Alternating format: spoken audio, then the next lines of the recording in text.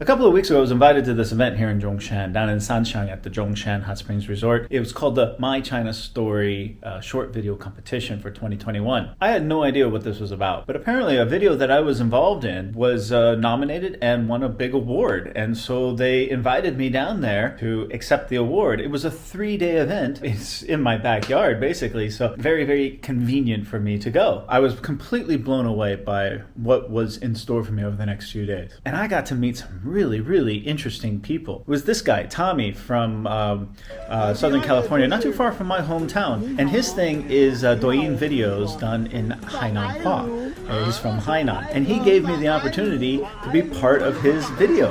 I had never done a Douyin video before, so he sat down, he scripted it all out. We finished filming it in less than 20 minutes. A couple hours later, it was up on Douyin, and I was thoroughly blown away by the organization and the creativity of this guy. Check that guy out on Douyin. He is a real blast and quite a character. I also met Raz from My China. That was really cool. I got to have an interview with him. As well as he was interviewing everybody else. He and his crew were so gracious and wonderful to work with. Of course, I'm a big fan of their work, and so to be able to be part of their video was a lot of fun. I also met this guy. This guy's name is Josh. He's from Mongolia, but he spent a lot of time living in London. Sitting down for an interview with him was such a treat. He's probably the best interviewer that I've ever encountered. He was so calm. When the rest of us were running around like crazy, trying to catch the bus and make sure we're on time for the next part of the tour, he was super calm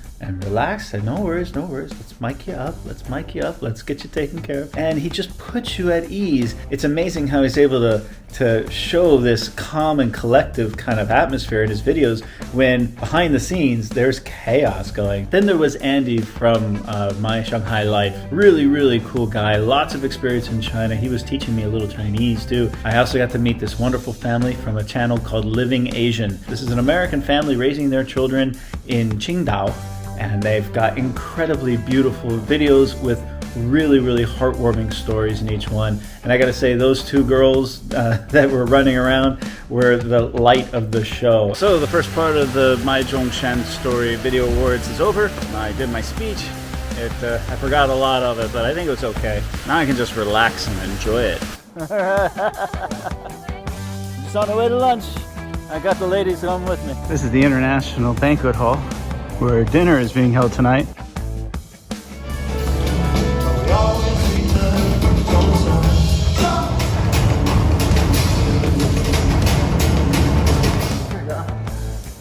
Oh yo，香香，海南话就是香香，就是帅的意思，香香，令你非常香。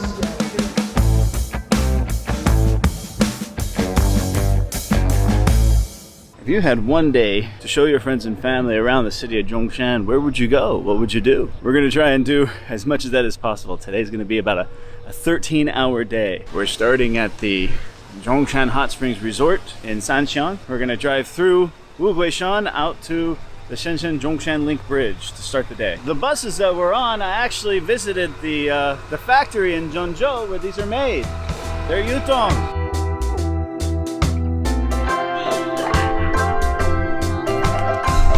All these people here are learning about this bridge project, and of course I did a couple of videos on this bridge. You can watch one here.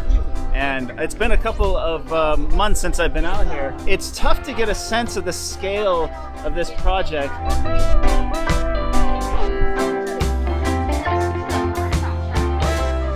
This is the Zhongshan Bridge, and then that'll take you into Nanchu. And then this is the Lingdingyang Bridge here, and then the West Island. It's not to scale, obviously. I mean, it's much, much bigger than this.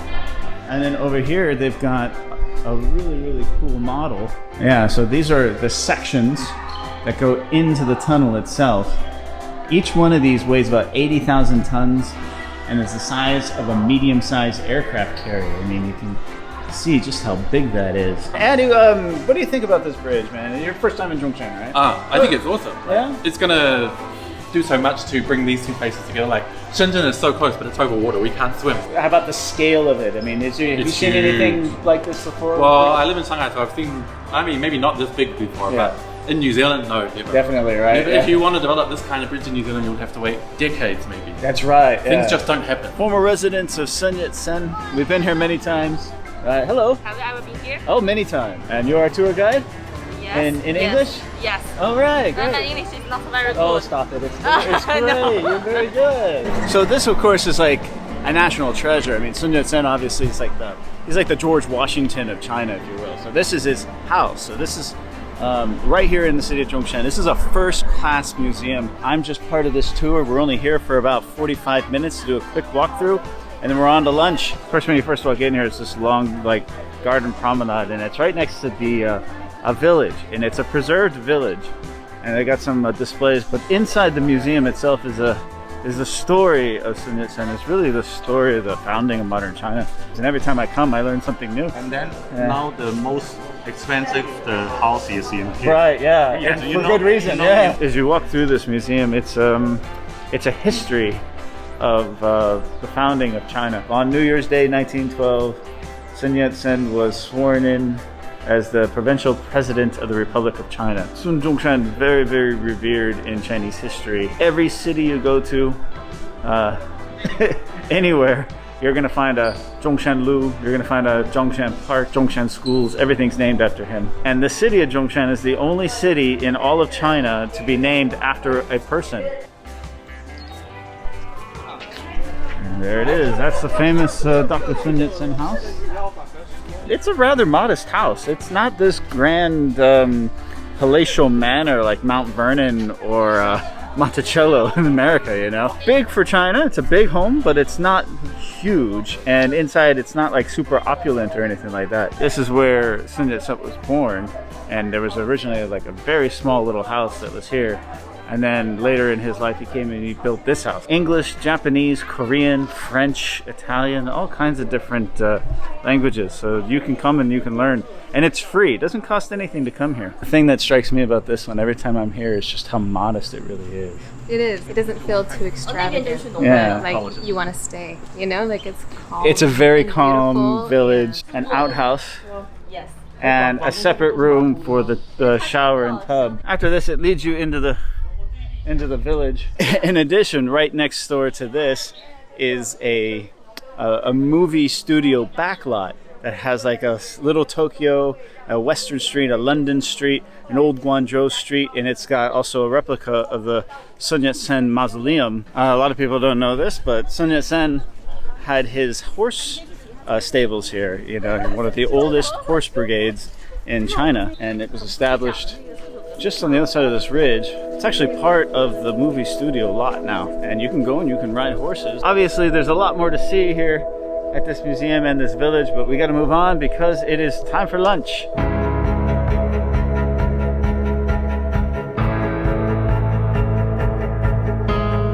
Okay, now we come to the Yako Family Seafood Restaurant, located in, I believe it's Nanlong, not far from Sun Yat-sen's house. And we are going to be grubbing on some local seafood. Now this place is off of a country road, and there's lots of little seafood places along this river inlet. It's actually low tide right now, so it's a little muddy out there, but normally it's filled with water on the high tide. Fresh caught seafood.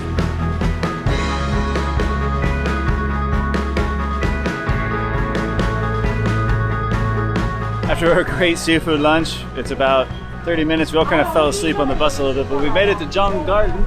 This is off Highway 105. It is a 4A tourist attraction, and it's beautiful. It's basically an elaborate garden that's kind of a Suzhou water town-based garden. It was built for a guy's mother, and the mother loved it so much that he opened it up. It's not just a garden, it's a cultural center as well.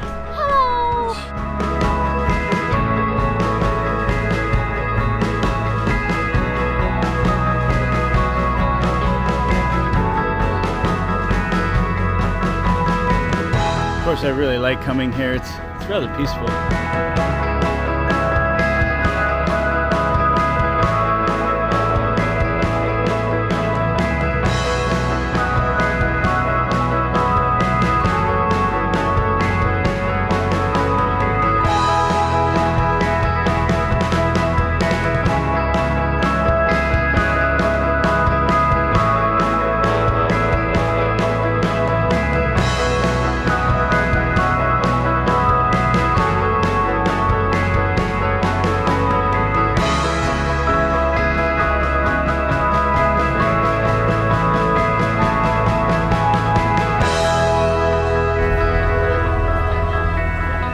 dinner, we've come to Xiaolan. I've made a video about this place once before. This place is a lot of fun, but it really represents Zhongshan food and Zhongshan fun.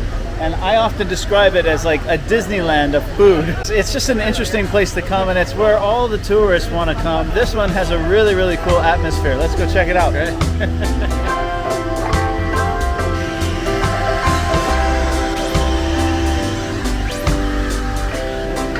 Hello! These ones here, these are my favorite. Pineapple buns. These are so good. This is what you smell when you first come in here.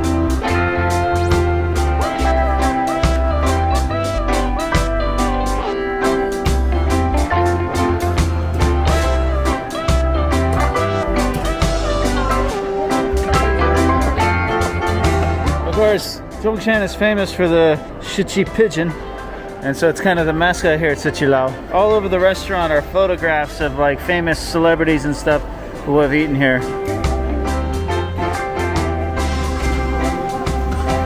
Every kind of fish you can think of, they're gonna have here. It's really kind of cool just to walk around and look at all the fish.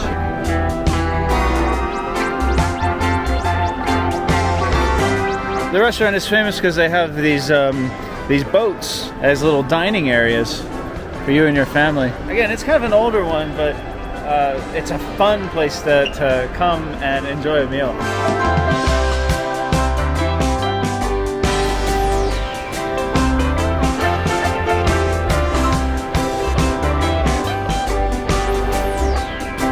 Of course, the juice station. I always love an open kitchen. Look in and see all the cooks preparing the foods, and of course, the famous Shichi pigeon. This is what they're known for. If you haven't tried it, you gotta try it. Don't knock it till you try it. Pigeon is good.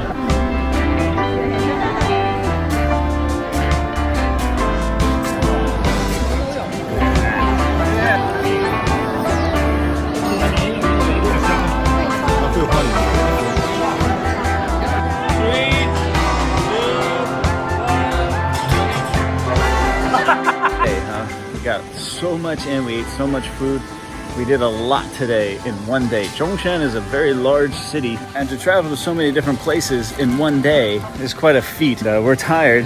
Thank God this hot springs are open until 11 o'clock, so we're going to enjoy a little hot spring soak tonight. So I have to say I'm very proud of my city. They did an amazing job. Finest of the finest. The foods, the culture, the history, the tourist attractions, the vision for the future. Everyone was out showing their best stuff today. I think we made a lasting impression on all of our visitors, hundreds of them from all around China and the world. In addition, I need to give a special shout out to Zhongshan's finest, the traffic police. They escorted us all around the city today. What I saw from the bus looking down was them being very professional and being looking out for the safety of the other people and the other drivers more than anything, trying to keep it as efficient as possible. It just blew me away. I wish I could shake the hands of every single one of those motorcycle police officers that guided us through the city today.